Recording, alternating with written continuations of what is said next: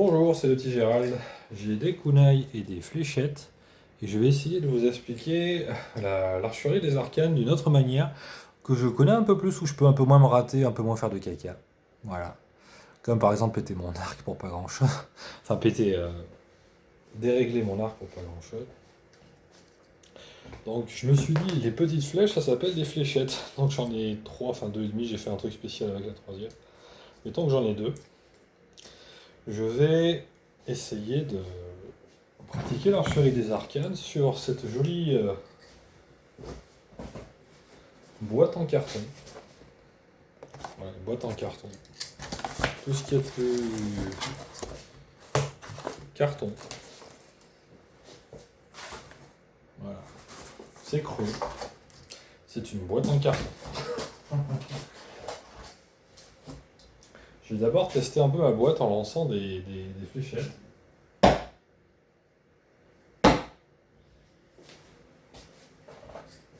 Alors je peux pas faire 15 tirs parce qu'au bout d'un moment la boîte doit tirer une sale tête. Je pense qu'on a compris l'idée. Je n'ai pas besoin de faire un dessin, je pense. Maintenant je vais essayer de faire autrement. Je vais essayer de faire une fléchette de force. Et là, s'il te plaît, tu peux prêter de la force à cette fléchette, c'est pour montrer au rôdeur qu'il peut avoir des projectiles de secours quand ils ont des problèmes. Ça me paraît pertinent, ça me paraît assez juste d'avoir peut-être des couteaux, des fléchettes ou des choses pour se défendre quand l'arc fait défaut ou quand il n'y a pas assez de temps pour bonder l'arc. Peux-tu me donner la force de faire une fléchette de force? Oui. Tu peux faire ça? Oui.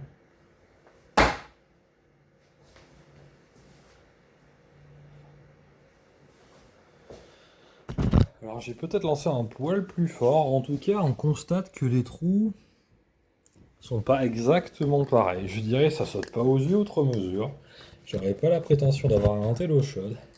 Je vais en faire d'autres. Et là, comme tu prêtes la force à cette fléchette, qu'elle soit plus forte, qu'elle pénètre le carton, qu'elle a envie de pénétrer, qu'elle a envie de passer à travers le carton pour qu'elle tape plus fort. Montre au rôdeur qu'il veut taper plus fort que ce qu'il peut faire normalement. Et là, tu peux faire ça et montrer aux gens un peu qu'un rôdeur peut se défendre avec une fléchette et que ça peut suffire à beaucoup de choses s'il a besoin de le faire. Là, c'est pour former des rôdeurs. Tu peux le montrer comment on fait ça?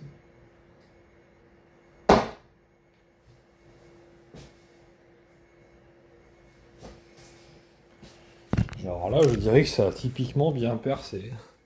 Voilà, ça a typiquement bien percé. Bon, ça c'est mon réveil pour les contingences matérielles, je vais le couper. Ça va me stresser dans pas longtemps quand ça va tomber au bout.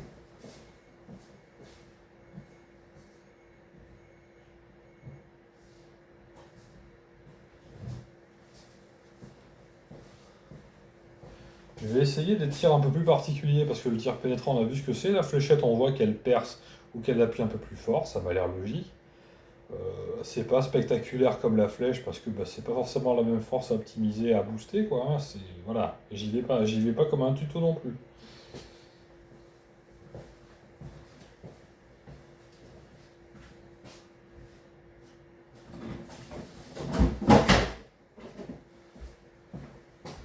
Et je vais maintenant essayer autre chose. Parce que dans la vie, il faut essayer des choses.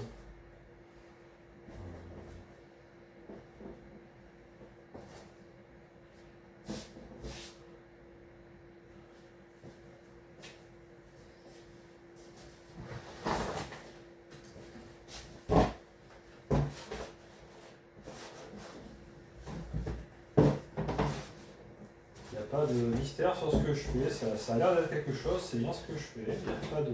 C'est une boîte en carton de Dremel qui est un peu plus lourde que le carton en carton. Ça ne veut rien dire ce que je dis, mais j'ai l'impression que ça veut dire quelque chose quand même. C'est particulier.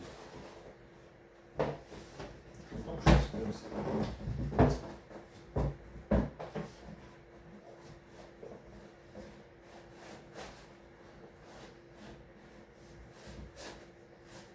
un peu trop lisse cette histoire.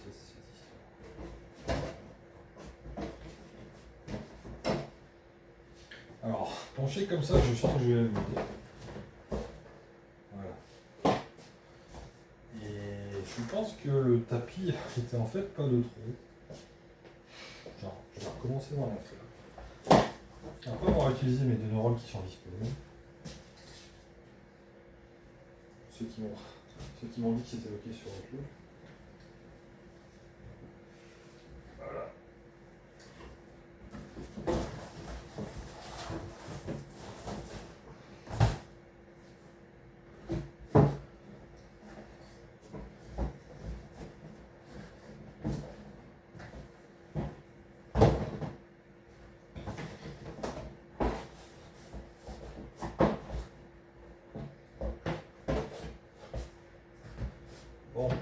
je sens que je vais finir par refaire ma vidéo pour pas faire perdre leur temps aux gens si ça continue.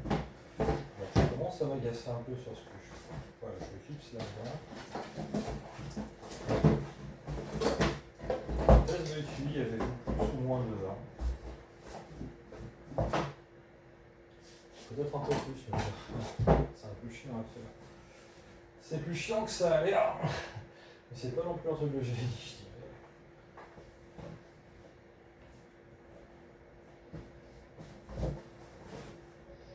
Ah, faut que ça parte du bas, je suis pas qui aussi. Bon, j'avoue, je me laisse imaginer mon QI.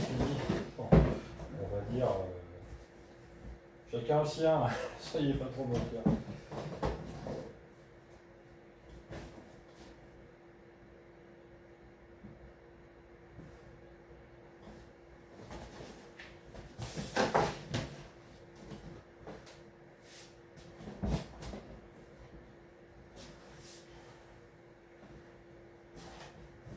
On fait ce qu'on peut et ce qu'on n'a pas, comme dirait un collègue à moi.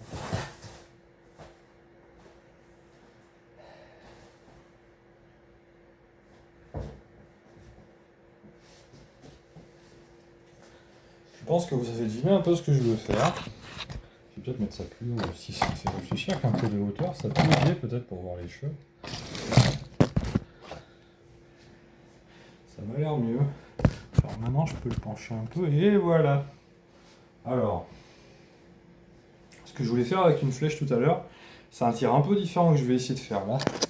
Je vais essayer de faire ricocher la fléchette et qu'elle passe de l'autre côté. Je pense avoir vu que le tir de ricochet c'est celui où on fait comme ça. Je vais essayer de le faire, essayer de faire en sorte que ça ricoche. Je l'ai jamais fait, voilà. À part l'autre fois où je l'ai fait par inadvertance de manière sans trop comprendre ce que je fais, je vais essayer de le faire pour de vrai.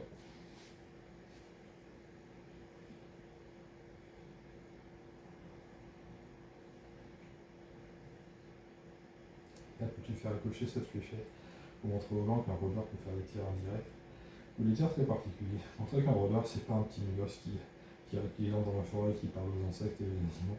C'est quelqu'un qui a un vrai métier, qui sait ce qu'il fait et qui comprend un peu ce que c'est que la nature, ce que c'est que tirer, ce que c'est que les armes de vue. Montrer un peu qu'un rôdeur, c'est un vrai métier et qu'il y a du respect pour ça. Tu peux faire ça?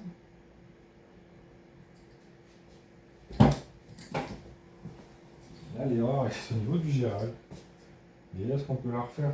Ouais, on refait la flèche. On refait la flèche de ricochet. Je voudrais que tu fasses une flèche de ricochet pour montrer aux gens ce que c'est qu'un rôdeur.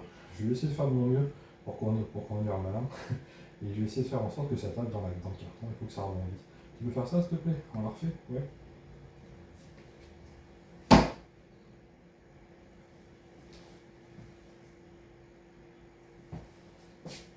Ça peut arriver, je pense.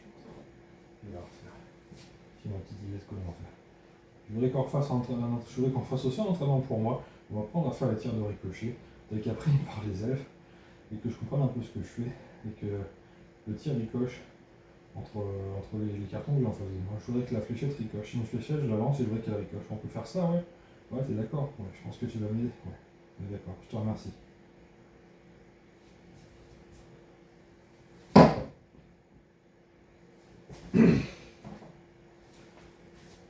Je pense qu'il faudrait un autre fléchette, qu'on refasse le tir, que la pointe ait envie de ricocher, et que le corps de la fléchette soit encouragé pour ricocher. Je voudrais que ça. J'ai des cartons avec un conce et je voudrais que la fléchette ricoche d'un carton à l'autre, avec un petit angle entre les deux. Et je voudrais que la fléchette ricoche. Ah ouais, d'accord. Et que la fléchette ricoche et qu'on puisse montrer un peu ce que c'est qu'un tir de fléchette comme un ranger peut le futer à faire. Voilà, je suis un peu pas très ranger, je suis un peu druide et je voulais montrer au ranger un peu comment on peut faire. Voilà.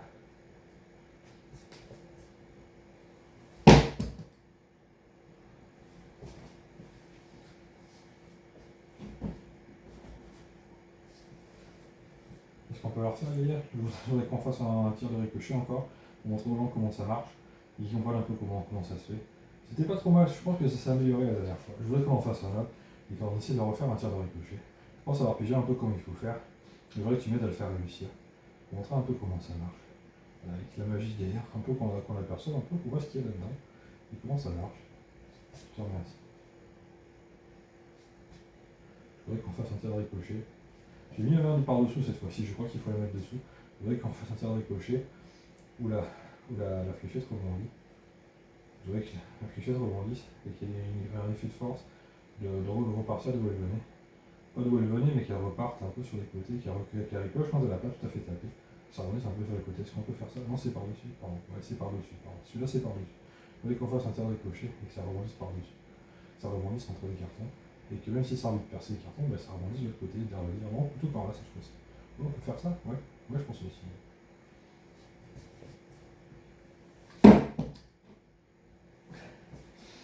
Il y a de l'idée. Il y a de l'idée. La fléchette a percé.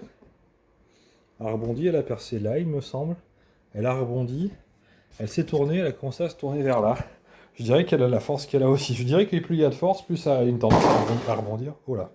Plus il y a de la force, plus elle a tendance à rebondir facilement. C'était déjà pas mal. Bon, c'était une intention de ricochet où ça se tournait vers le prochain carton et ça avait envie d'y aller. Ça manquait un peu de force par le fait de pénétrer le carton, ressortir, se tourner et aller de l'autre côté. Je trouve ça déjà pas mal. Voilà. Je pourrais m'entraîner pour faire vraiment mieux, ou essayer de faire réfléchir à comment faire taper la fléchette. Là, j'ai pas réfléchi énormément à comment faire taper la fléchette sur le truc. Je me doute que sur le côté, ça a l'air mieux. Mais je veux que ça perce et que ça ressorte et que ça rentre ailleurs. Comme un ricochet de qui touche deux fois. Voilà. C'est pas les ricochets les plus faciles à faire quand ça rentre d'un côté, que ça ressort et que ça va taper ailleurs. C'était l'idée que j'avais. Ça a failli le faire. Ça fait plusieurs fois que ça rentre, que ça ressort et que ça se tourne. Bon, on voit qu'il se passe un truc. La boîte est de côté, donc je suis d'accord que c'est un cas qui est favorable pour qu'il se passe une chose comme ça. J'ai pas été maso au point de faire un truc impossible, parce que la magie se débrouille un peu sur ce qu'elle peut faire aussi. Voilà. J'ai passé au kunai. Je vais essayer de voir ce que ça donne. J'ai 3 kunai. Et voici.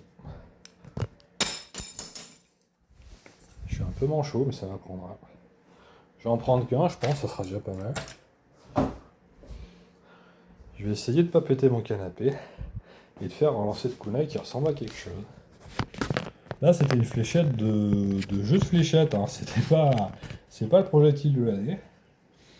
Donc là, je vais essayer de faire un lancer de kunai qui a plus de gueule. Je pense qu'il est possible, avec un bon entraînement, de le faire sans magie. Je pense aussi que vous vous dites peut-être ça. Je me dis aussi qu'on peut le faire sans magie, mais je n'ai aucun entraînement pour le faire.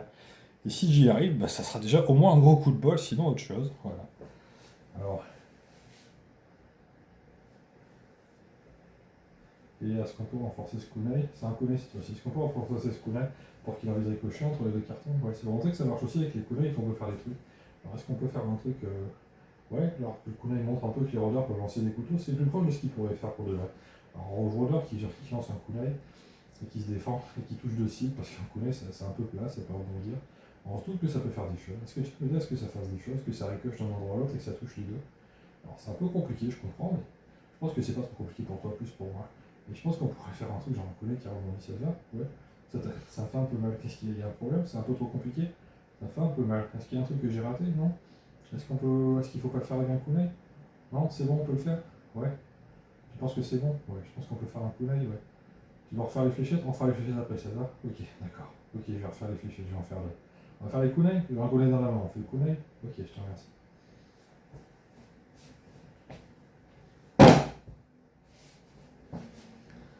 Ça n'a pas tranché outre mesure, mais ça a touché les deux. Ce qui est assez prévisible quand on lance correctement. Je vais en faire d'autres. Gaïa m'a demandé de faire plus de fléchettes pour montrer que ça marche. Je vais faire plus de fléchettes. Je vais essayer de lancer comme c'est approprié pour que ça ricoche. Regardons ce que ça donne. Je vais essayer de pas être maso outre mesure et un peu aller dans le sens de là où ça doit faire. Faut que ça ait une chance de le faire aussi. C'est toujours pareil. Ok, j'ai repris une fléchette, ça te va? Ouais, d'accord. Est-ce qu'on peut envoyer la fléchette pour qu'elle ricoche entre les deux cartons? Je pense que ça a l'air ok. Bon, ça y est, la fléchette qui bouge. Ouais, est-ce qu'on peut faire ça? Ouais, une fléchette qui ricoche. Ouais, on la refait. On essaie de faire un double toucher. Ouais, tu penses qu'on peut y arriver? Ouais, je pense aussi. On peut y arriver, je pense. Ouais, on va essayer de faire une fléchette chambée. Ouais. On va faire un truc. On va essayer de s'entraîner. Je sais que je suis pas très entraîné, je fais une vidéo. C'est pour montrer un peu ce que c'est qu'un débutant et comment il progresse et que ça peut aller vite aussi. Et que ça va plus vite avec toi. On est d'accord? Ouais. On peut faire ça? Ouais. Ok. Ça te va? Ils vont t'entendre aussi, ça te va? Ouais. Ok.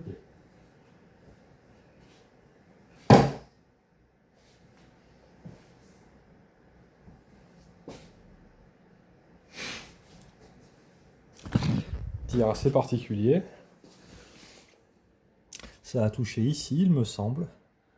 Et c'était pas loin de percer l'autre côté en se démanchant pour une raison quelconque, de ses ailettes. Et c'était en train de piquer en direction du deuxième carton. C'était vraiment la pointe dessus. Si j'avais lancé plus fort, je pourrais essayer de lancer plus fort, ça me paraît plus pertinent de lancer plus fort. Je vais en faire un en lançant plus fort, voir ce que ça donne, genre vraiment j'assume. Ils sont un peu éloignés quand même ces cartons, c'est pas non plus évident que ça va marcher. Alors là ça fait peut-être un peu trop. Je vais le rapprocher, pas trop que ça soit jouable, mais pas trop abusé. Comme ça m'a l'air kiff-kiff entre ça marche pas. Je dirais, pour être devant, je le vois pas fait d'abord, mais je vais essayer de le faire. D'ailleurs, on fait un tir de fléchette, ouais. On va essayer de faire ricocher la fléchette entre les deux cartons. Je vais lancer plus fort cette fois-ci pour que c'est plus de latitude à la faire rebondir, d'accord. On va faire un gros tir de fléchette et il faut que ça touche les deux. On est d'accord? Ouais. Tu me fais mal, qu'est-ce qu'il y a? Il y a un truc qui va pas? Non? Fléchette, c'est bon? Fléchette, c'est bon. Qu'est-ce qu'il y a? Je tire plus fort, c'est bon? Moins fort? Moins fort, ok. Donc pas trop fort. Le même tir, donc pas trop fort. Ok, donc je tire pas trop fort. J'essaie de faire un tir qui rebondit. Il faut que je fasse le geste. Donc ça rebondit. Il faut que ça ricoche. Ouais. Pardon. Je peux tirer plus fort maintenant? D'accord. Ouais, pardon, j'ai oublié mon geste. Il faut que ça ricoche. Ouais. D'accord. Oui, effectivement, il faut savoir faire. C'est un peu le but aussi. Si j'apprends rien, ça sert à rien. Je suis d'accord. Ouais, genre je fais comme ça va? Ouais. Le bras il va pas? Comme ça? Ok, c'est plutôt comme ça. Je leur ai l'air de dire tu sèmes des graines. D'accord, je vois le genre un peu. D'accord, ok, d'accord. Je croise les mains, je sème des graines. Okay. D'accord. Ça te va comme ça? Ouais, ok.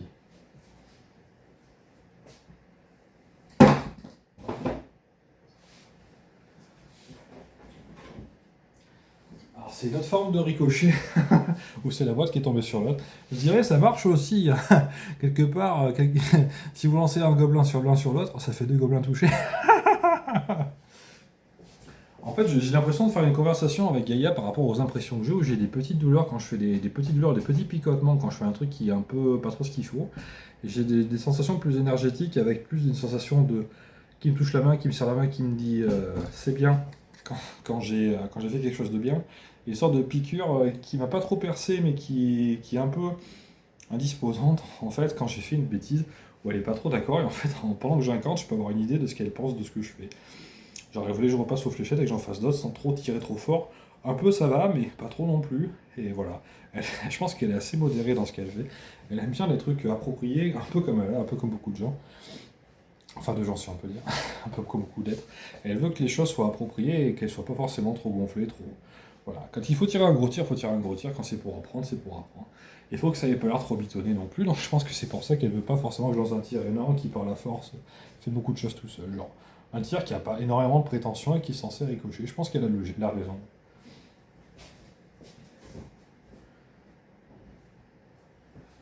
Je vais faire encore un tir de fléchette parce que je pense qu'elle préfère les fléchettes pour le moment. Elle voudrait que j'en valide un. Je pense qu'elle voudrait que j'en valide un. Ça paraît logique. Elle a un peu je parle un peu d'elle, donc elle aimerait bien que je fasse un truc qui est correct. Ça me paraît logique et j'essaie d'essayer d'être à la hauteur. Et là, on fait encore un tir de fléchette, ça te va? Ouais, tu peux faire les fléchettes? Ouais. Ok, donc on va faire un tir de fléchette. Je vais essayer de le faire ricocher. Je vais mettre un peu plus dans l'angle, comme ça. On va essayer de faire un tir de fléchette qui ricoche et qui touche les deux cibles. Alors attends, je fais le geste. Comme ça va mieux.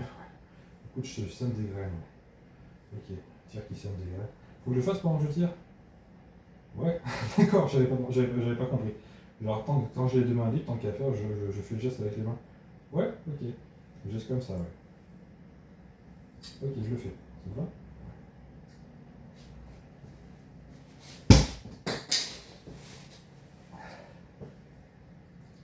Alors j'ai un peu pigé, je crois qu'on va la refaire parce que j'ai un peu raté, je tire à côté. On va dire c'est le problème entre la fléchette et le carton, c'est un peu moi. On va dire je vais essayer de la refaire. On va essayer de refaire un lancer celle-là. Ouais. Bon après c'est des armes de G, on va dire je suis pas très entraîné. J'en ai fait un peu quand même avec des cartes, mais les fléchettes pas trop. J'ai fait très peu d'heures de lancer de fléchettes dans ma vie. Et je vais essayer de faire un beau tir de fléchette alors que je suis pas entraîné. On va essayer de faire un truc qui a de la gueule. Alors là ça a eu du punch quand ça tapait dans le canapé, mais ça tapait entre les deux cartons. Voilà. Alors je pense que l'effet de ricochet il était peut-être, mais ça n'a pas tapé le carton, donc ça n'a pas pu beaucoup se baser sur grand chose pour faire le ricochet.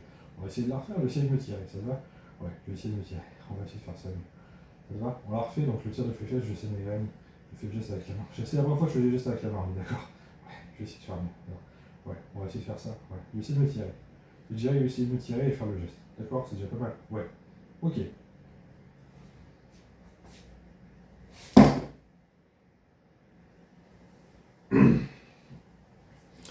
On voit qu'il y a de la force qui a redressé le carton, la fléchette a pénétré le carton, elle a eu un élan pour redresser le carton, alors que quand même elle tapait dedans. On peut quand même noter que ça peut arriver physiquement, mais que c'est arrivé aussi. Et la fléchette est juste à côté du carton. Elle n'a pas ricoché outre mesure dessus. Ah, en fait, elle a ricoché si, mais sans pénétrer le carton. C'est déjà pas mal. Je vais peut-être en faire d'autres.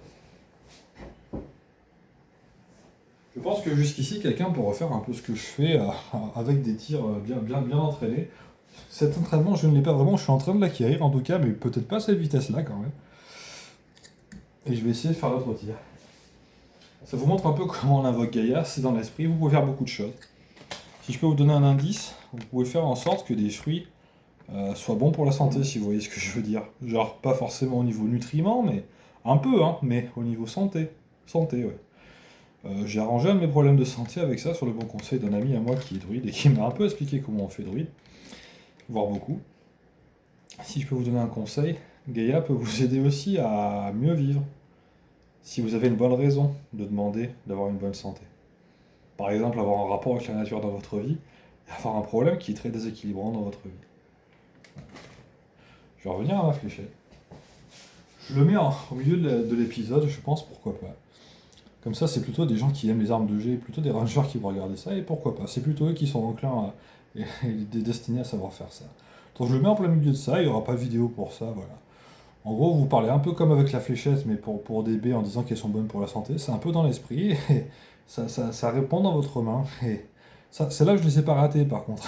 Je peux vous dire que ça marche. À manger, je le sais faire. Il n'y a pas de jet de lancer pour savoir si on réussit ou pas. Vous les mangez, et ça va mieux. Ça peut en tout cas. J'ai vu qu'elles sont plus ou moins énergisées selon que j'ai une bonne raison de les distribuer par terre pour les animaux ou pas, de les manger moi-même ou pas. Voilà. Faut pas abuser du nombre, faut pas forcément en enchanter 10 000 et dire je vais en donner à tous les gens que je croise dans la ville. Ça marchera pas. Il faut qu'il y ait une bonne raison, il faut que vous identifiez la raison et que Guilla soit d'accord. Voilà. Mais si vous avez une bonne raison, vous avez aussi une bonne raison. Faut pas chercher midi et 14h pour les bonnes raisons non plus.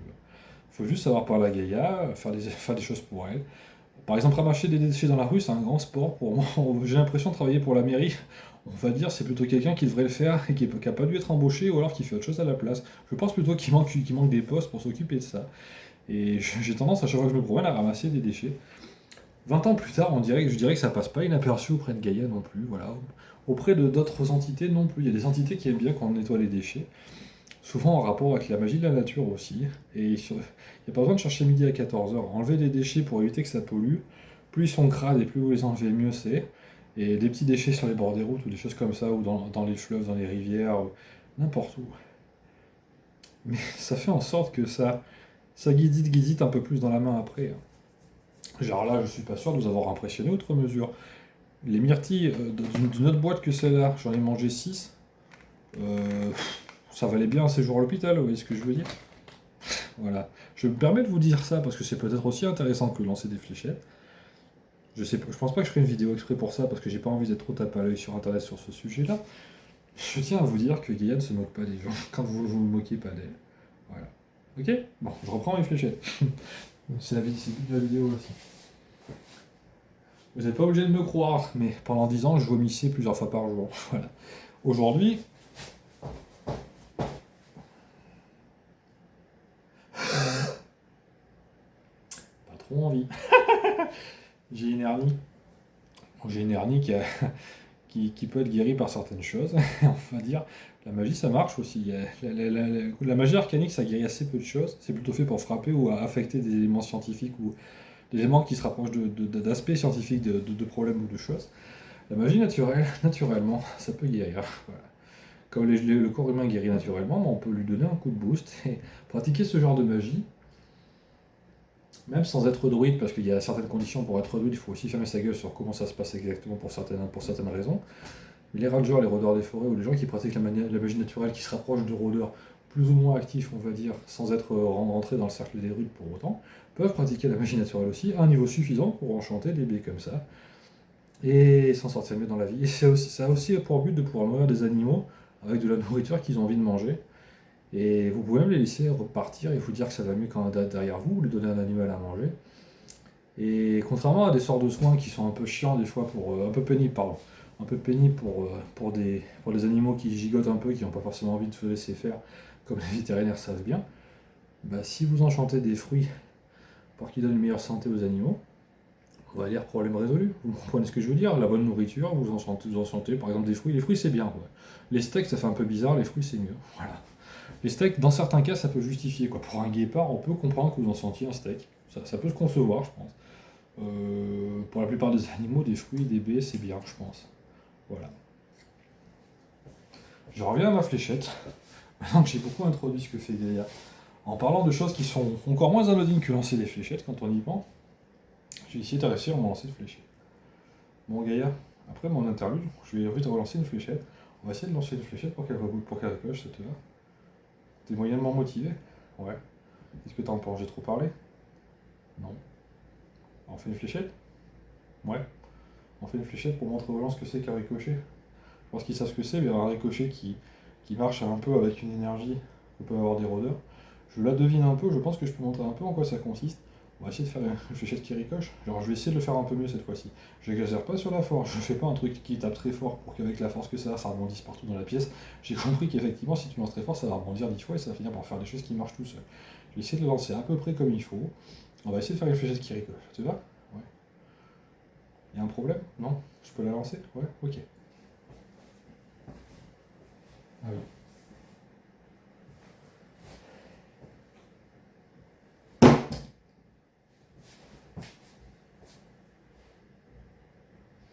Je dirais que c'est un tir qui est quand même difficile à réaliser. Voilà.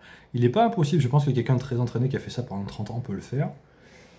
La fléchette est tout de même rentrée, ressortie et tournée en direction d'ailleurs. C'est déjà pas mal. Ça fait plusieurs fois que ça fait ça. Ça paraît plausible, hein. Ça paraît possible, ça a tapé là, je crois. Ou je crois que c'était. Je crois que c'était. Non, peut-être là. Je sais plus. Je sais plus quel trou c'était. Ça a rentré dans le carton, c'est ressorti, ça s'est tourné. Et c'est tourné vers ailleurs. On voit déjà que c'est prêt à taper autre chose. Et quand c'est pointu, ça peut déjà toucher autre chose. Voilà. Bon, j'insiste pas. Je pense que c'est un exercice qui est difficile.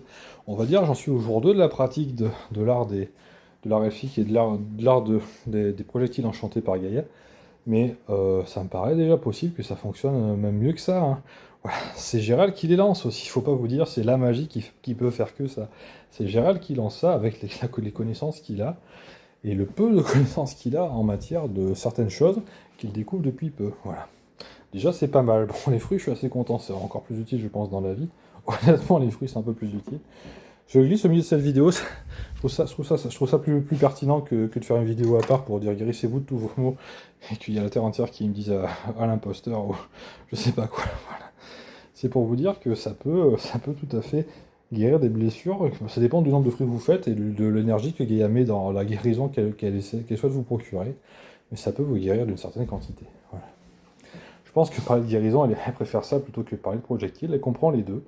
Je pense qu'un rôdeur a aussi besoin de nettoyer oui, entre autres choses, ou de soigner les animaux avec qui il parle, avec qui il communique, avec qui il vit, qui l'aide, à qui il sauve la peau des fois, voilà. Et parfois, il croise un animal blessé qui n'est pas mort et se dit qu'est-ce que je peux faire? Je suis rôdeur, je suis pas vétérinaire, comment je vais pas opérer ce machin si petit? Bah, vous lui donnez à manger avec la force de Gaïa, et puis figurez-vous que c'est peut-être une des meilleures manières de guérir un animal quand vous savez le faire. Ce n'est pas hors de portée de quelqu'un qui s'intéresse à Gaïa, à la nature, à la protection de la nature, qui est engagé dans la protection de la nature, qui connaît les animaux, et qui sait faire un peu de magie, un peu comme j'incante ici. Je pense même qu'il peut y avoir d'autres manières de formuler les choses pour que ça fonctionne. Moi je fais comme ça, je parle à Gaïa comme une bonne amie, parce que je place ça là au-dessus, mais je considère Gaïa comme l'âme de la planète. Et c'est pas une petite âme quand on y pense, parce que c'est un peu le monde sur lequel tout le monde vit, tous les êtres humains, et je la prends à peu près autant au sérieux qu'elle a, même si voilà, elle est pour moi au-dessus. Et étrangement, ça peut paraître surprenant pour certains musulmans qui sont comment dire, je voudrais pas être méchant parce qu'effectivement c'est pas évident, je pense, mais Des gens pourraient penser autrement que moi, mais je considère que Allah a créé toutes les planètes, que Dieu a créé toutes les planètes, je peux l'appeler Dieu aussi, ça me gêne pas, et que Allah, c'est l'âme de la planète Terre, ce qui est déjà une bonne partie de ce qui m'environne, donc je l'assimile pas à une divinité directement, mais une très grosse créature, une très grosse âme d'un très gros bloc de vie et de différentes choses, de tout ce que je connais aussi, d'une bonne partie de tout ce que je connais en tout cas. Et je comprends qu'on puisse l'assimiler à une divinité en tant que druide. Pour moi, c'est pas une divinité en tant que telle, mais c'est une très bonne amie, un peu comme quand je parle à des anges. Ça m'arrive de parler à des anges, tant qu'à faire, je parle de ça. Et je pense que Gaïa, je l'apprends avec un respect qui est dû à ce que c'est que l'âme d'une planète, et celle où tous les êtres humains que je connais et toute la vie que je connais existent. Voilà. Donc, même si je ne la prie pas comme si je la priais à la place d'Allah, je la prie comme je la prie où je lui demande des choses. C'est une forme de prière aussi, de demander avec insistance quelque chose. Je la prie d'une certaine manière aussi, peut-être, de m'aider dans certaines choses, à mesure de ce que Gaïa est capable d'apporter. Et je me dis que des gens qui ne sont pas forcément musulmans, chrétiens ou autre chose, peuvent être ouverts à Gaïa aussi, et je pense qu'Allah le prend très bien. Parce que, bon, je fais une digression par rapport au lancer de projectile, mais je peux me permettre de vous en parler. Euh, Gaïa n'est pas à prendre de haut quand on est musulman, parce qu'en fait, révérer Gaïa, ça veut dire qu'on rend compte de la défense de la nature, qu'on défend la nature, ce pourquoi Allah est tout à fait favorable. Allah est tout à fait favorable à ce qu'on protège la nature, qu'on fasse attention quand on détruit des arbres, quand on tue des animaux, quand on tue des gens aussi, parce que des gens c'est des animaux, c'est aussi partie de la nature, et que Gaïa permet aux gens d'être druides et rôdeurs aussi parce que ce sont des animaux de la terre qui vivent dessus, et qui ont en plus des rôles particuliers parfois, mais elle ne prend pas les hommes de haut non plus, et Allah non plus. Allah donne beaucoup de directions dans ses livres par rapport au comportement des hommes, mais c'est pas pour autant qu'il a du mépris pour les animaux, pour les insectes. Il y a aussi le verset des fourmis dans le Coran, il y a différentes choses. Donc, oui, il y a beaucoup de choses. La sourate, pardon, pas le verset, la sourate des fourmis. Il y a beaucoup de choses qu'il faut considérer. Et il y a une histoire dans le Coran qui dit que quelqu'un qui marche sur une fourmi ne se rend pas compte qu'elle habitait ici peut-être plus que lui. Et il y a du sens là-dedans, qu'à l'époque où ça a été écrit, il y a encore des gens de nos jours, 1300 ans plus tard, qui ont un peu du mal à le saisir. C'était marqué il y a 1300 ans dans le Coran, des notions d'écologie, de respect pour la nature. Et Allah est tout à fait favorable à ce qu'on défende la nature. Et appelez l'âme de la planète qui, après tout, et réfléchissez. Franchement, je ne veux pas vous dire que vous êtes neuneux si vous n'avez pas compris ce que je vous dis ou que vous n'êtes pas d'accord avec moi, mais quand vous y réfléchissez, si un lapin a une âme, si un être humain a une âme qui est grand comme moi, enfin voilà, ou comme ça et pas plus, hein, voilà, pourquoi la planète tout entière n'aurait pas d'âme, elle aussi? Réfléchissez-y, il y a beaucoup de choses qui se déplacent dans une planète, des choses qui vivent. Il y a beaucoup de choses qui vivent partout, pourquoi n'y aurait-il pas quelqu'un qui supervise tout ça? Voilà. Tout comme des elfes, tels que j'ai découvert il y a peu qui peuvent exister, et qui m'ont tout l'air d'exister, oui. J'en suis à peu près certain. Sont des gardiens de certaines choses, notamment les forêts. En fait, et là, c'est la même chose à l'échelle de la planète. Donc c'est une âme très très importante pour n'importe qui vit au même endroit qu'elle supervise. Voilà. Ah là, c'est le seigneur de l'univers, c'est-à-dire toutes les planètes, le soleil, le système solaire, les êtres humains, les fourmis. Et Allah peut s'intéresser, Dieu, si vous êtes chrétien, si ça vous choque que je dise Allah, et que vous voulez me lancer des pierres, même si c'est plutôt musulman de lancer des pierres. Ouais. Mais si vous comprenez que Dieu est le Seigneur de l'univers, qu'il a créé les arbres, les forêts, les fourmis, les planctons, les êtres humains, les éléphants, et aussi Uranus, ben, Gaïa, c'est à l'échelle de ce que c'est que la Terre, et ce que c'est que la Terre pour un être humain aussi. Il ne faut pas forcément prendre ça pour moins que ce que c'est, parce que c'est quand même conséquent comme être. Voilà, c'est un être qui représente l'existence de la planète, ce que la planète peut penser des actions qui sont exercées dessus, et les actions qu'elle-même exerce à l'échelle de ce sur quoi elle peut agir. Voilà, je vais pas dire tout sur quoi Gaïa peut agir, parce que ça finit par rejoindre le druidisme, et j'ai pas envie d'en dire trop, mais voilà. Je vous explique un peu que Gaïa m'a pas l'air du tout révérer Gaïa ne m'a pas l'air du tout incompatible avec le fait d'être musulman, parce que il y a des anges qui s'occupent des gens, il y a des anges gardiens qui s'occupent d'un être humain individuellement. Pourquoi n'y aurait-il pas, s'il existe un ange pour superviser de manière invisible, ou quasiment invisible, un être humain, pas tout à fait un par un, mais pas loin, ou superviser de manière approfondie un être humain particulièrement, pourquoi n'y aurait-il pas quelqu'un qui s'occupe de la planète? Ça paraît quand même assez important de s'en occuper, non? Si vous y réfléchissez, c'est quand même pas inconcevable qu'un être s'occupe de la planète, ou la représente. C'est quand même pas très dur. Voilà, il y a toutes les massifs rocheux, toutes les choses.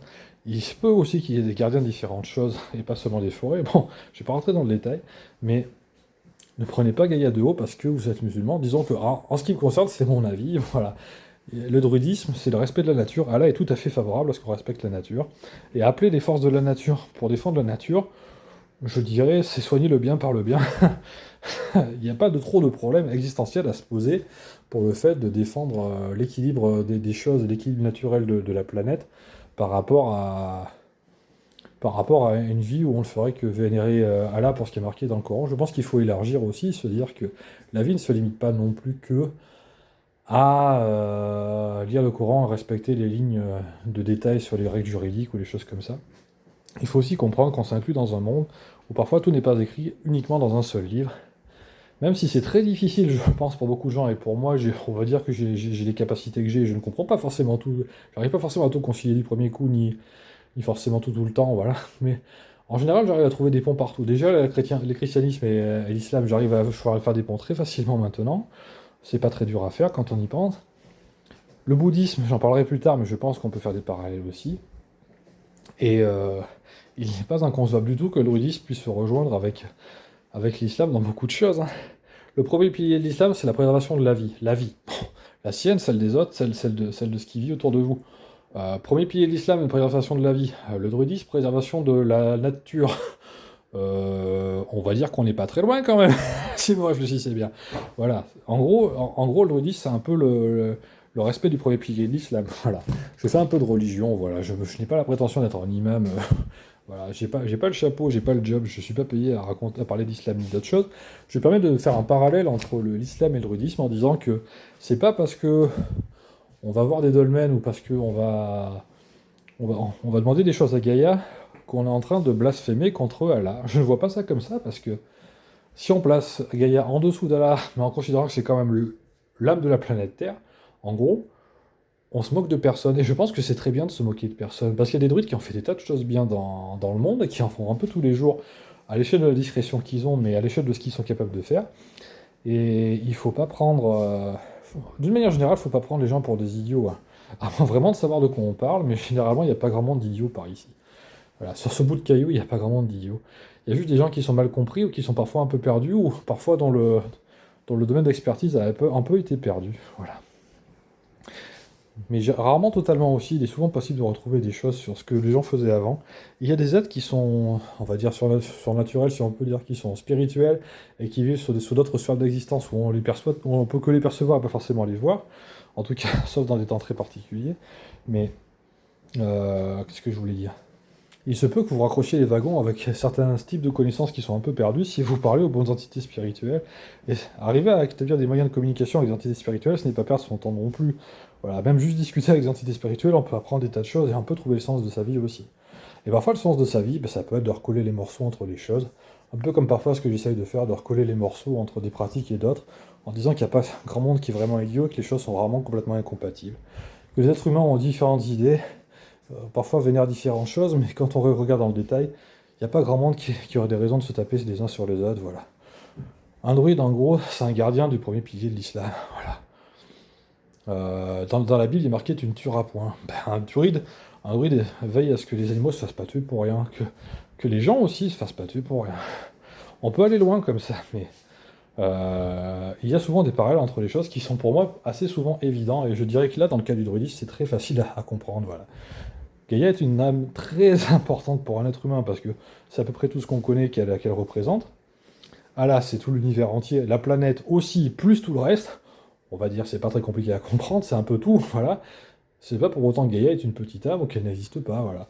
Si un lapin a une âme, pourquoi on va dire, il peut y avoir des litiges là-dessus, bon, moi je le crois, mais mettons, un être humain a une âme, un être humain peut parfois faire 1m20 de haut, et il a une âme, on va dire systématiquement, il n'y a pas de problème. Mais, enfin, oui, après c'est des cas particuliers qui sont vraiment tordus. Mais, pourquoi la planète n'aurait pas une âme? Et pourquoi elle s'appellerait pas Gaïa? On va dire, c'est un nom qu'on lui donne. Si des choses répondent par ce nom, c'est qu'il y a une raison que quelqu'un se sente concerné. Et pourquoi ça serait pas juste vrai, ces histoires? Voilà. Je voulais juste dire de ne pas prendre les gens pour des idiots pour rien. et qu'il faut voir les incompatibilités là où il y en a et pas forcément là où il n'y en a pas. Là, ça me paraît évident que c'est très compatible à un à très haut niveau, et qu'il ne faut pas prendre ça pour des idioties. Voilà.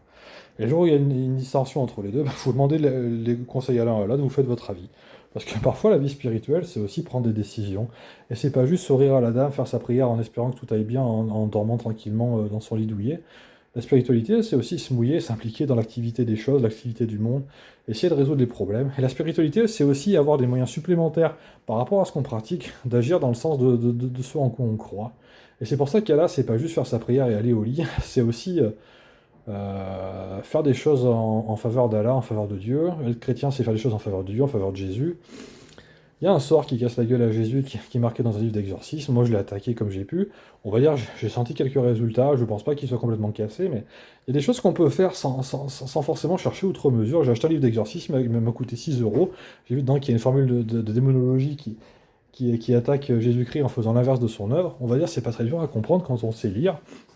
Il faut être curieux, je pense, et pas forcément se contenter d'un seul livre. Voilà. Il y a des gens qui disent l'islam c'est de la merde, ils n'ont pas lu le Coran. On va dire celle-là elle est facile, c'est même assez courant de nos jours, surtout en France. Mais on peut dire ça de n'importe quelle religion, de n'importe quelle pratique. Voilà, et pas que l'islam, le druidisme aussi. Et des musulmans qui se moquent des druides, en fait c'est un peu comme s'ils disaient des gens qui veillent mieux que toi sur le premier pilier de l'islam, ça te pose un problème. C'est à peu près ça que je me dis. Parce qu'il n'y a pas grand monde qui sauve autant de vie qu'un druide quand il est actif. Ou un rôdeur. Les rôdeurs peuvent des fois défendre les forêts avec une grande ardeur et une très grande témérité, et même physiquement, beaucoup s'engager dans la lutte. Alors que parfois, il y a des gens qui sont musulmans qui prennent les gens de haut, notamment dans ce domaine-là, alors que parfois, dans certains domaines, et par exemple le premier pilier, n'en ont pas fait le quart de ce que ces gens font. Voilà. On va dire, c'est pas pour autant que les musulmans sont forcément des idiots, mais il faut pas forcément forcer le trait dans l'incompréhension qu'on peut avoir de certaines pratiques, où parfois c'est tout à fait compatible à un grand niveau les unes avec les autres. Voilà, je me permets de faire une digression qui a duré un certain temps. J'y réfléchissais aujourd'hui de parler un peu de religion. Bon, je le place dans une vidéo sur les projectiles, mais je me dis que c'est approprié d'en parler un jour. Je vais peut-être changer un peu le titre de ma vidéo. Peut-être m'arrêter là sur des kunai parce que la vidéo sera un peu longue après et enchaîner entre plusieurs sujets comme ça paraît un peu tordu. Mais maintenant que j'ai fait une digression parce que je pense que c'est un sujet important, c'est un peu, à vrai dire, c'est pas si hors de propos parce que c'est dans un cas où j'illustre un peu comment on invoque Gaïa. Et dans un cas où je ne fais pas que citer ce que je dis, mais en faisant une invocation réelle, en montrant un peu que ça peut faire quelque chose. Voilà, j'ai pas fait un cas exceptionnel où ça rebondit que ça fait 10 tours dans la pièce, bon, c'est bien dommage, mais bon, à l'échelle de ce que la magie peut faire sur une fléchette qui est lancée avec une telle force, sur un tel bout de carton, et avec le mec qui le lance, hein. Je suis druide débutant, voilà, un rôdeur, on va dire, j'ai des affinations à dos avec, mais je suis pas vraiment un rôdeur. Si je suis rôdeur, on va dire que je suis niveau 1, si je suis raid un peu plus, mais pas beaucoup plus. Mais j'ai déjà compris certaines choses. Voilà. Et voilà, je vais me permettre de parler un peu de ça. Et je vais réfléchir sur le bouddhisme que j'ai pratiqué un certain temps, ou que j'ai au moins cherché à comprendre pendant une durée prolongée. Je pense que je ferai une vidéo aussi à part, cette fois-ci, pour pas mélanger tous les sujets. Mais voilà, ne prenez pas les gens pour des idiots outre mesure. Voilà, je lance des fléchettes, je demande l'avis à Gaïa. J'ai des réponses dans ma main par rapport à ce que je fais. J'aime pas. Fais plutôt ça, fais plutôt comme ça. J'ai mal au bras. Lequel, celui-là, j'ai mal fait mon geste. C'est comme ça qu'on fait, mais merci, je savais pas, tu m'as appris comment on fait le geste. J'ai mangé des baies, j'ai un problème chronique quasiment en moins. Voilà. On va dire, il faut pas prendre les choses pour plus bêtes qu'elles ne sont. Et pas prendre les gens pour des idiots tant qu'on sait pas ce qu'ils font de leur vie. Voilà. Si vous pensez que les druides sont des idiots, que savez-vous d'eux? Voilà. J'espère que je suis pas un exemple trop ridicule de la chose, je ne pense pas. Mais voilà. Ne vous moquez pas non plus des musulmans pour ce qu'ils pratiquent, ne vous moquez pas des chrétiens. Les hindous, on leur mérite aussi, c'est une religion tout à fait respectable. De tout ce que j'ai pu comprendre, c'est une religion respectable aussi. Le bouddhisme, ce sont les défenseurs de la lutte contre le bien, contre le mal, et la protection des gens contre la souffrance, et l'avènement du bien-être dans le monde, et de l'éveil spirituel des gens. Mais j'ai pas de raison de m'opposer à ça non plus, hein. Voilà. Je vais peut-être faire une vidéo sur ce que c'est que le non-théisme, voir si j'ai bien compris le sujet. Je vais relire un peu différentes choses pour voir si je dis pas de bêtises. Je ferai plus tard une vidéo sur le bouddhisme pour essayer de raccrocher le wagon entre les choses. Voilà. Je pense que j'ai fait une bonne digression qui part un peu de fléchette et qui dérive un peu sur autre chose après. Et je pense, je dirais pourquoi pas. Voilà. Je ferai un titre qui parle des deux sujets et puis peut-être un timestamp pour que les gens passent à la partie qui les intéresse. Et voilà. Je pense que c'est une discussion qui, parfois, il faut que quelqu'un porte, parce que Les gens ont tendance à se cloisonner les uns les autres, se dire je sais faire un truc en magie, je n'en parle à personne parce que c'est trop important. Je sais faire quelque chose en religion, je me tais parce que les autres ne me comprendraient pas. Et souvent les gens se font leur propre carcan de ne pas parler de ce qu'ils pratiquent aux autres, alors que parfois il y a rien qui empêche de pratiquer les deux, voilà. Typiquement un druide musulman, bah, protéger les arbres et protéger la vie, je peux dire, pas trop dur à faire, hein. Franchement. Après, si vous étudiez que ça vous pose un problème plus tard, ben regardez le cas d'idée, mais à vrai dire, faut pas voir les problèmes là où il n'y en a pas non plus. Voilà. Pour l'instant, je ne vois pas de problème à l'horizon dans ma pratique. Voilà. Je tenais à vous le dire. Voilà. Je comprends même un peu mieux certaines choses. Et effectivement, comme je crois aux anges et qui sont invisibles et qui font différentes choses et qui défendent notamment les gens qui peuvent se déplacer, je me dis pourquoi il n'y aurait pas des gardiens qui protègent la planète ou des plantes, simplement des gardiens qui protègent des plantes comme des elfes dans la forêt, parce que les plantes sont sans défense quand les gens veulent les maltraiter. Et pourquoi il n'y aurait pas des elfes qui font différentes choses pour les protéger ou pour défendre les plantes? Et pourquoi ils ne seraient pas attachés à la forêt, tout comme les anges sont représentés avec des ailes et peuvent se déplacer? Les hommes peuvent se déplacer, les anges peuvent se déplacer, les anges suivent les hommes, ça paraît logique. Les elfes sont souvent des gardiens des forêts, les elfes des bois en tout cas. Et qu'est-ce qui empêche qu'une forêt soit défendue par un gardien au niveau spirituel? En quoi c'est incompatible avec le fait de, de vivre en tant que musulman? Je veux dire, c'est pas marqué dans le bouquin expressément. Je pense qu'au bout d'un moment, mélanger tous les sujets dans un seul livre, ça ferait hérisser les poils à tout le monde. Mais je pense au bout d'un moment qu'il faut peut-être aborder le sujet que quand on est assez ouvert d'esprit, sans vouloir avoir une prétention énorme sur le sujet, mais quand on est assez ouvert d'esprit, on peut comprendre que les choses parfois ne sont pas en discordance les unes avec les autres outre mesure. La vie des êtres humains a assez peu varié au fil du temps, mis à part au niveau technologique qui devient de plus en plus prégnant et de plus en plus dominant dans la société, ou parfois c'est ceux qui ont le plus d'argent qui ont les technologies qui leur permettent d'avoir tout le reste. Mais je dirais c'est la pratique spirituelle qui est à peu près le contre-pouvoir de toutes ces choses-là. Et il y a des élites qui pratiquent la magie, la télépathie, différentes choses à un certain niveau qui est parfois haut, ou qui connaissent des gens qui la font pour eux. Et il y a des gens qui se font berner par différentes choses, parce que depuis la fin du Moyen-Âge, il y a plus grand monde qui moufte, mais c'est pas pour autant que les gens ne font rien de leur vie au niveau magie. Je suis un peu là pour assurer un peu ce rôle. Je me suis un peu donné ce rôle où on me l'a un peu donné, je me le suis un peu donné, je me suis dit, il faut que les gens comprennent que la spiritualité, c'est pas juste dire bonjour à la madame en souriant, c'est aussi agir dans le monde. Et la spiritualité, sous toutes ses formes, donne aussi à chaque fois des moyens d'agir particuliers sur la question. Voilà. Un chrétien, c'est pas juste quelqu'un qui va à la messe le dimanche, qui joint les mains et qui dit pourvu que tout aille bien. Il est censé mettre en œuvre des choses dans sa vie, dans la journée. Et il y a des cantiques qui peuvent affecter le monde, que les gens peuvent entonner, et qui, quand ils ont la foi qui va avec, peuvent affecter le monde de différentes manières et le rendre plus positif, le rendre meilleur. Parfois favoriser des gens dans des combats, parfois favoriser des gens dans des luttes sociales, et parfois une mamie qui reste chez elle, comme je connais mon arrière-grand-mère, une mamie qui reste chez elle avec son sac à main sur les genoux et qui entend un cantique, peut en faire autant, parfois, quand elle sait ce qu'elle fait, que quelqu'un qui est dehors avec son flingue à tirer sur ceux qui te gênent. Voilà. Et il faut pas prendre les gens pour des idiots parce qu'ils ont une vie spirituelle. Je dirais presque quelle qu'elle soit, à part quelques exceptions qui sont un peu particulières, je dirais on pourrait même discuter si on poussait le bouchon assez loin. Et je pense que le but aussi c'est de discuter avec les gens. Et quand on a des désaccords avec certaines personnes, par exemple moi les satanistes j'ai quelques problèmes avec, mais je serais limite favorable à discuter avec pour comprendre un peu comment ils réfléchissent. J'ai ma petite idée, j'ai compris certaines choses, mais pas plus que ça. Et même eux, je serais assez ouvert d'esprit de discuter avec eux, même si c'est à peu près les pires avec qui je pourrais discuter, mais juste comprendre un peu comment ils réfléchissent. Et on serait pas obligé de se lancer des spells dans la gueule dès le départ, si ça fait et moi aussi, mais on pourrait discuter aussi. Voilà. Il y a des gens qui sont satanistes, qui essaient de répandre le mal sur Terre de différentes manières, et qui invoquent des démons, qui font que des gens vomissent et ont des maladies chroniques. Il peut y avoir différentes choses. Il peut y avoir des druides qui défendent la nature, la vie. Il peut y avoir des hindous qui défendent différentes choses, la paix, l'équilibre mental, spirituel, la connaissance des informations, la préservation des secrets de la vie des gens. Il y a beaucoup de choses. Voilà, le bouddhisme qui lutte contre le mal sous la plupart de ses formes, à peu près toutes ses formes, je pense. Voilà.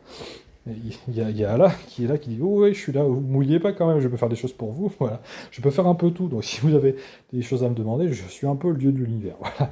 Il y a différentes choses. C'est pas pour autant que Gaïa ne peut pas être avec des incidences, et chacun à son niveau répond à certaines choses. Voilà. Je vais réfléchir à comment je fais une vidéo sur le monothéisme. Je vérifie que je ne dis pas de bêtises, mais je pense avoir mon idée sur comment aborder le sujet pour dire que le bouddhisme n'est pas forcément en désaccord total avec l'islam, où je peux même voir en quoi ce que j'ai lu il y a quelques dizaines d'années, j'arrive à comprendre que ça me choque toujours pas de l'avoir lu maintenant, parce que je comprends qu'il y a des logiques qui se croisent là-dedans, et je vais essayer de faire une vidéo aussi dessus. Voilà. Je vous remercie de votre attention, parce que c'est juste un petit gars qui raconte un peu ce qu'il en pense. Voilà, je suis pas quelqu'un qui a des responsabilités spirituelles, on va dire établies, ou socialement admises, ou quoi que ce soit. Ça m'empêche pas d'avoir le droit de parler, de dire ce que je pense. Et je pense que ce que je dis a un certain sens, que bon, si vous comprenez la même chose que moi, je veux dire, avoir une vie spirituelle, c'est pas juste avoir appris par cœur le verset 15 aligné à 4, c'est aussi se faire son avis aussi. Au bout d'un moment, vous êtes censé avoir un avis sur les choses. Et votre avis, c'est pas forcément la connaissance du livre par cœur que vous avez dans un tiroir où il n'y a qu'un seul livre et c'est celui-là. On va dire, quelqu'un qui a une vie spirituelle, qui ne jure que par un seul livre qu'il connaît par cœur, mais qui n'a pas lu les autres, il risque d'avoir certaines difficultés à comprendre un peu ce qu'il fait, je pense, même. Voilà. Il y a des raisons aux choses. C'est extrêmement difficile aussi de multiplier les pratiques spirituelles ou de comprendre plusieurs sujets à la fois. Mais pourquoi pas essayer, parce que c'est un peu... Pour la même raison que vous avez lu le premier livre, il n'y a pas de raison de ne pas lire un second. Voilà. Moi, je suis pas un génie, j'ai pas lu toutes les religions qui existent, ni même sur Terre actuellement, ni même celles qu'il y avait avant, j'ai pas fait des recherches, je parle pas araméen couramment, je pourrais apprendre plein de choses, j'ai pas le temps de tout faire. Mais c'est pas pour autant que ça n'aurait pas de mérite et d'intérêt de le faire. Voilà. Voilà. Voilà, je me suis dit, je suis en train actuellement de parler de magie arcanique, j'ai parlé un peu d'islam, dans géologie, maintenant je parle de druidisme, je me dis ça fait beaucoup de sujets. Donc je pense maintenant que je vais aborder dans quelques vidéos, comment je fais pour concevoir que les choses soient compatibles, alors que, on va dire, c'est pas très courant. Je comprends que c'est pas courant, mais c'est une question de façon de voir les choses, je pense. Voilà. Quand vous réfléchissez bien, voilà, j'ai donné les arguments en faveur du druidisme pour un musulman, on va dire, c'est pas très compliqué, hein. Premier pilier, point. On peut en lire d'autres, même il y en a d'autres qui peuvent aller. On va dire, c'est pas très compliqué. On peut en trouver d'autres. Le christianisme, Jésus est reconnu comme prophète par l'islam. Alors oui, Jésus n'est pas Dieu, non, c'était un homme qui avait certains pouvoirs, oui. On va dire le pouvoir magique peut être accordé à différentes personnes pour différentes raisons. Un prophète a des pouvoirs qui sont particuliers aussi, qui lui sont conférés. C'est pas pour autant que c'est n'importe qui. Jésus, c'est quelqu'un de très important qui est un peu le tenancier d'une religion à part entière, qu'il a pratiquement influencé et créé à lui tout seul quasiment, mis à part qu'il a eu l'aide de Dieu pour le faire, et c'était un peu à sa demande. Mais Jésus n'est pas à prendre pour un con non plus, juste parce que c'était un prophète. C'est pas parce qu'il n'est pas le fils de Dieu, ou Dieu tel que les gens disent parfois, c'est un prophète pour moi. Mais ça veut pas dire que c'est de la merde. Et c'est un gros prophète aussi, parce qu'il a une énorme importance dans les temps récents par rapport au christianisme, qui a influencé des milliards de gens. Il y a toujours des milliards de chrétiens à l'heure actuelle. Et c'est pas parce que Jésus est pour moi un prophète, un grand prophète, que c'est quelqu'un qu'il faut prendre de haut, parce que c'est pas Dieu, voilà. En fait, la discordance qu'il y a entre dire Jésus est le fils de Dieu ou Jésus n'est pas le fils de Dieu, pour moi, un homme, voilà, le Dieu de l'univers, on va dire, il va pas forniquer avec une femme pour faire un bébé. Donc au bout d'un moment, pourquoi il serait son père direct? Voilà, c'est son créateur, voilà. Son créateur indirect, direct et indirect à la fois, je dirais, voilà. Mais oui, créateur direct et indirect à la fois, voilà. Mais c'est qu'est-ce que ça change finalement? Enfin, la religion mérite toujours le même respect pour les valeurs qu'elle défend, pour l'histoire qu'elle raconte, pour les exploits qui sont racontés dedans par les gens qui les ont réalisés. Il y a des faits qui relatent des faits de Dieu qui sont aussi importants à lire ici qu'ailleurs. Et c'est pas parce que Jésus est pour moi un prophète qu'il a aucune importance. Il a une énorme importance. Voilà. Et c'est pas pour autant que je le prends pour une merde. Pas du tout. C'est pas du tout une merde, Jésus, voilà. Et c'est pas parce que je l'appelle pas fils de Dieu et quand je fais une prière chrétienne parfois, j'appelle pas Jésus fils de Dieu, que j'ai l'impression d'être un voleur. Voilà. Chacun son conçoit ça comme il veut. Voilà. Moi, je comprends plus facilement qu'au départ de l'univers, les choses commencent par être une et qu'après, il y en ait plusieurs.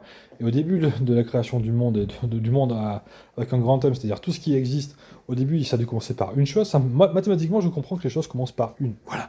Je vois pas d'autre solution. Je ne veux pas me dire que mathématiquement, au début, les choses commençaient par être 206 dieux au départ. Voilà. Il y en avait un, et il a fait le reste. Donc c'est un créateur. Voilà. Et je vois pas trop où est le problème à concevoir ça. Voilà. Par contre, j'arrive à le greffer, à comprendre qu'il y a des phases de la divinité qui soient revêties par l'hindouisme, que le bouddhisme, je vais aborder plus tard, soit à un grand niveau compatible avec l'islam sans trop avoir de questions à se poser, que la chrétienté, bah, c'est l'ancien islam finalement, les juifs c'est encore l'islam d'avant, en quelque sorte. C'est un peu la même histoire, c'est les mêmes noms propres, il y a les mêmes noms qui sont marqués dedans assez souvent, les archanges se suivent, il y a beaucoup de choses qui se correspondent.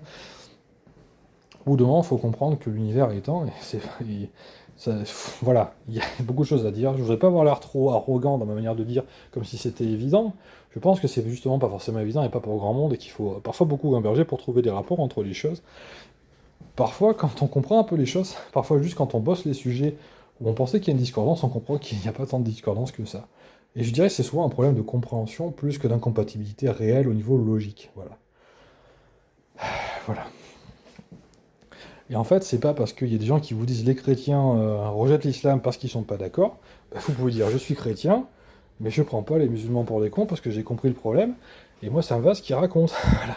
Vous n'êtes pas obligé d'avoir le même avis que le curé s'il a dit un truc qui vous plaît pas. La pratique spirituelle aussi, je vais pas vous dire de dire merde à tous les curés parce qu'il y en a beaucoup qui ont une bonne pratique des choses et ils comprennent beaucoup de choses, mais la spiritualité, c'est aussi vivre par soi-même et être un être dans l'univers qui a sa propre existence. Vous n'êtes pas censé gober les choses et dire Amen, justement.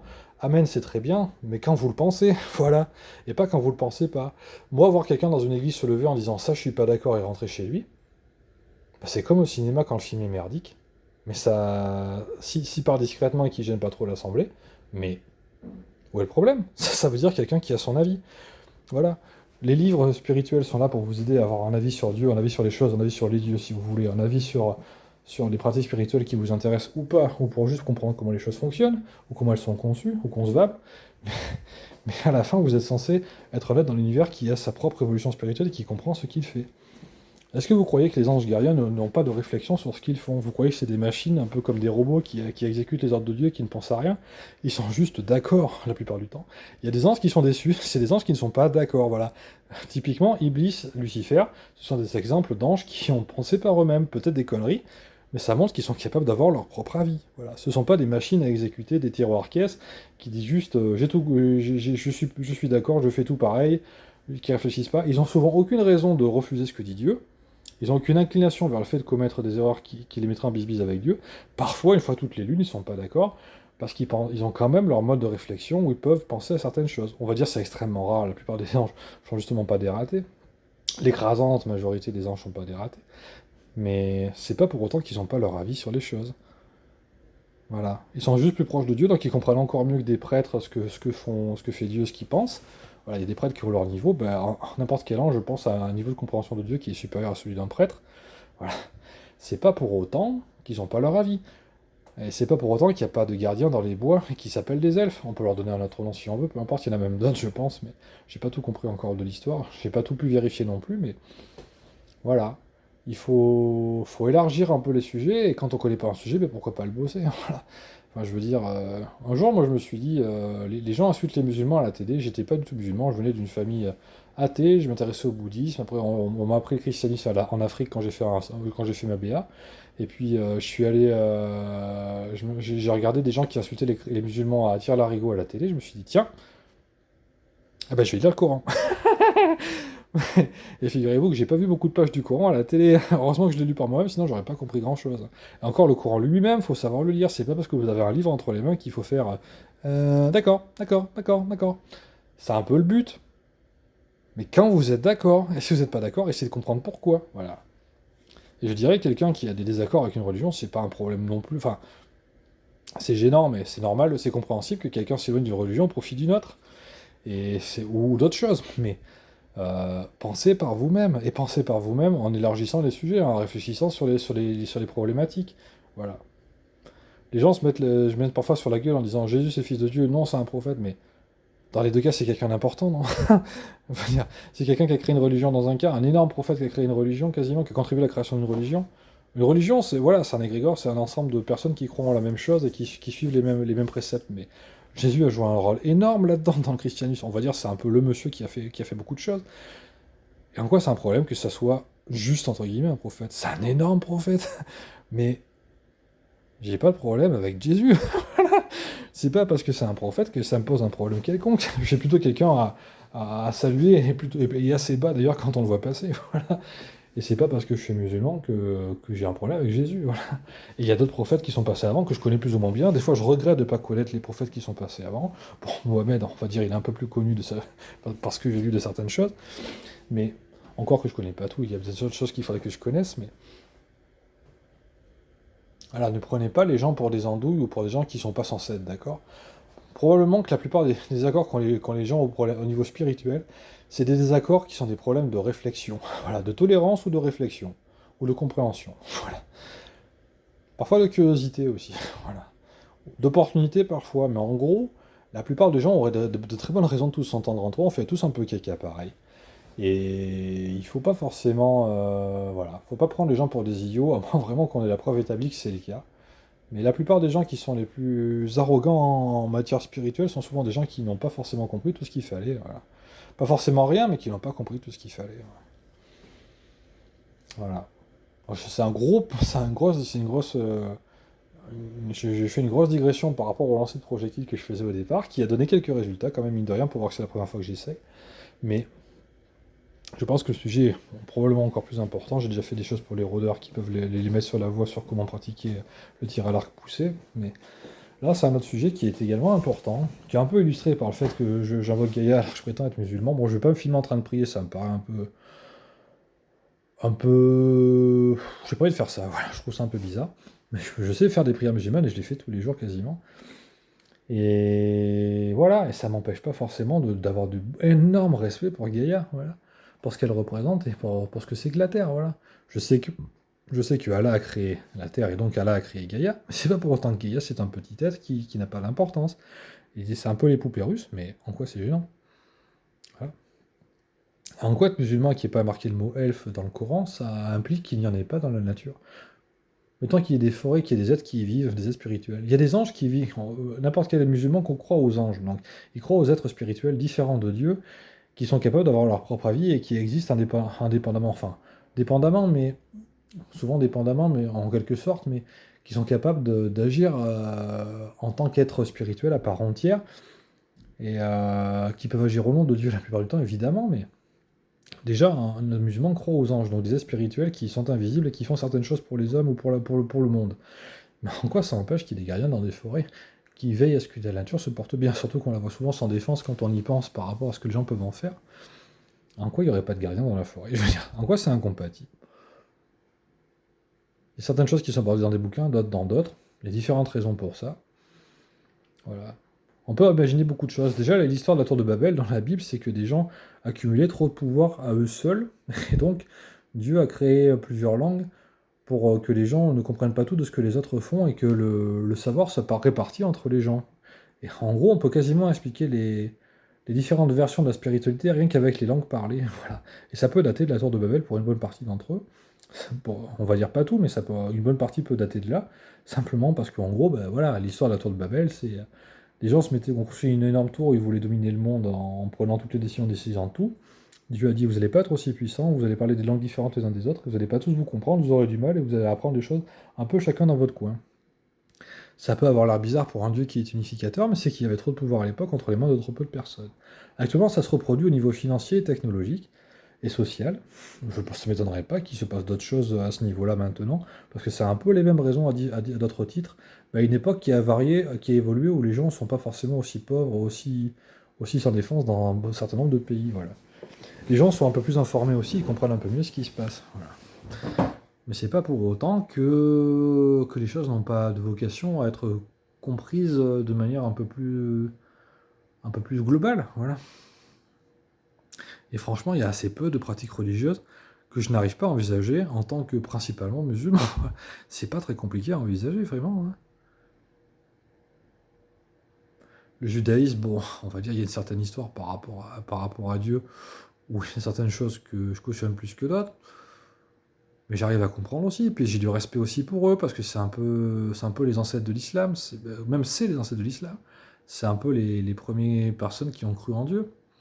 Ils existent toujours, et ceux qui sont modérés et qui pratiquent ça avec du respect pour les autres, j'ai aucun problème avec eux. Même si je suis pas juif, je me considère pas trop comme juif, mais j'ai aucun problème avec ces gens. Voilà. Et j'arrive à comprendre qu'ils s'intéressent à des choses, et je pense qu'il y a des choses qui les intéressent qui pourraient m'intéresser aussi. Voilà. Et c'est pas pour autant que je fais pas des prières musulmanes. Voilà. Je vais dire, je vais pas passer ma journée à faire les prières de toutes les religions qui existent, je n'aurai même pas le temps d'en faire un centième dans la journée. Voilà. Déjà, il faudrait les connaître, on va dire, la liste est longue. Mais ça n'empêche pas d'en cumuler plusieurs et de voir les ponts entre les choses. C'est comme la science. La science, vous faites de la chimie, vous faites de l'électricité, vous vous dites, ah ouais, une pile, c'est un composé chimique, un composant électrochimique qui fait de l'électricité. Genre, c'est des molécules que j'ai apprises en chimie qui font de l'électricité pour mon truc d'électricité. Bah, ouais, en fait, c'est pareil, la religion. Parfois, il y en a un qui est le carburant de l'autre, en quelque sorte. Tout comme les druides sont les carburants du premier pilier, ben, la pile est le carburant de certains appareils électriques. C'est un peu le même principe, voilà. J'ai fait une grosse digression, mais c'est plus une digression maintenant, c'est plus le sujet de la vidéo. Je dirais pourquoi pas. Je pense que si j'ai pensé à ça, il y avait une raison. Peut-être que je me trouvais en apparence incohérent, et je me suis dit qu'il fallait que je m'exprime un peu plus sur le sujet. Voilà. Je parlerai du bouddhisme plus tard, parce que c'est un sujet où le bouddhisme est une religion très riche, où je vais essayer de pas dire n'importe quoi, ça fait longtemps que j'ai pas lu certaines choses dessus. Donc je vais me renseigner un peu avant de faire une vidéo dessus, mais je pense qu'il y a des ponts aussi qu'on peut faire avec d'autres pratiques religieuses, et qui sont pas idiotes. Par exemple, typiquement, déjà entre le druidisme et le bouddhisme qui cherche à annihiler la souffrance, et le druidisme qui cherche à ce que les êtres vivants se fassent pas tuer ou blesser pour rien, on va dire, c'est pas très dur de comprendre qu'il y a des proximités aussi qui sont faciles à établir. Voilà. Déjà, je peux en faire une ici sans trop me penser, sans trop me mouiller, je pense. Hein, voilà. Les chrétiens ont tendance à rejeter la violence, on va dire, en bonne partie en tout cas. Bah, le bouddhisme a tendance à rejeter la violence en bonne partie en tout cas. Le druidisme a tendance à rejeter la violence en bonne partie en tout cas. L'islam a tendance à rejeter la violence en bonne partie en tout cas, mais des fois il faut aller à la guerre quand il faut la faire, et pas n'importe quand, et pas n'importe lesquelles. Voilà. Et voilà. Il y a des choses qui sont franchement très peu incompatibles les unes avec les autres quand j'y pense. Il y a très peu de choses qui me choquent là-dedans, dans tout ce que j'apprends. Voilà. Bon, je vais m'arrêter là, je pense qu'il faut que j'arrête au bout d'un moment de faire ma vidéo. Voilà. C'était pour. Parce que je chantais qu'avec mes fléchettes, j'avais l'air un peu bizarre de parler à Gaïa, alors je dis souvent que je suis musulman. J'ai essayé d'expliquer un peu pourquoi et comment je réfléchis, même si ça part de fléchettes, pourquoi pas. Voilà. Bah, je vous souhaite une bonne journée, je vous remercie d'avoir eu la patience de m'écouter. J'espère avoir été utile à quelque chose et pas vous avoir trop embrouillé. Mais je pense que ça fait sens, ce que je dis, je trouve. En tout cas, moi, je comprends le sens de ce que je dis, je pense. Voilà. Et je pense qu'il faut enlever ses œillères et regarder autour de soi. Soit vous connaissez les sujets, soit vous les connaissez pas. Soit vous les connaissez bien, soit vous les connaissez pas bien. Et quand vous vous moquez de quelqu'un, en général, il y a une erreur quelque part, assez souvent. Même les gens très méchants, on peut arriver à parler d'eux sans se moquer d'eux, quand on comprend bien comment ils fonctionnent. Et c'est souvent approprié. L'autre jour sur Facebook, mais c'était hier ou avant-hier je crois, il y a des gens sur Facebook qui humiliaient des prêtres en se moquant d'eux, en disant quand ton église brûle, t'as qu'à prier au lieu d'appeler les pompiers.